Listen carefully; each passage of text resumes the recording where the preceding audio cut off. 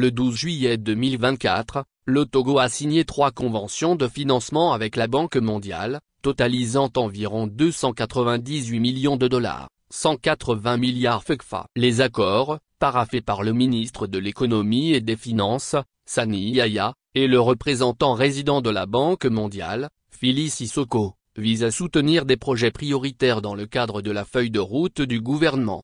Lire aussi Togo, la A sanctionne sévèrement Victoire FM et son animateur Joachim Abetim. Détail des projets financiers accès à l'électricité, IDA, le premier accord, d'une valeur de 120 milliards CFA, 200 millions de dollars, est destiné au projet de développement inclusif grâce à l'accès à l'électricité, IDA. Ce projet a pour objectif de renforcer l'approvisionnement en énergie électrique par la construction de lignes de transmission de 161 kV. Cela permettra à plus de 1,5 million de personnes, principalement en zone rurale, de bénéficier d'un meilleur accès à l'électricité. Modernisation de l'administration publique, PMA. Le deuxième accord, d'un montant de 45 milliards CFA, 75 millions de dollars, est consacré à la mise en œuvre du programme de modernisation et de renforcement des capacités de l'administration publique pour la délivrance des services au Togo, PMA. Ce programme vise à simplifier les procédures et à améliorer la performance de l'administration publique,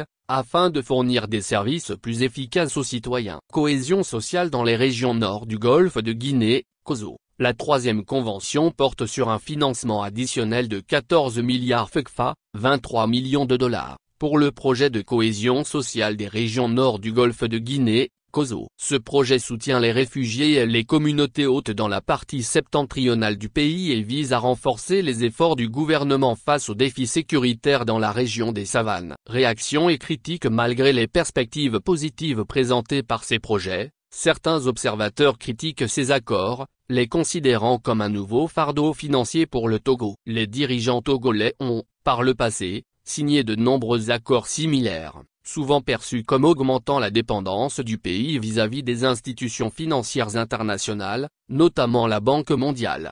Lire aussi menace djihadiste au Togo. Une attaque d'envergure révèle des failles sécuritaires et politiques. Ce nouvel appui est accueilli par certains comme une opportunité pour mettre en œuvre le nouveau cadre de partenariat avec le Togo. Toutefois, d'autres estiment qu'il s'agit d'une dette supplémentaire qui asservit davantage le pays, sans apporter les retombées escomptées pour les Togolais.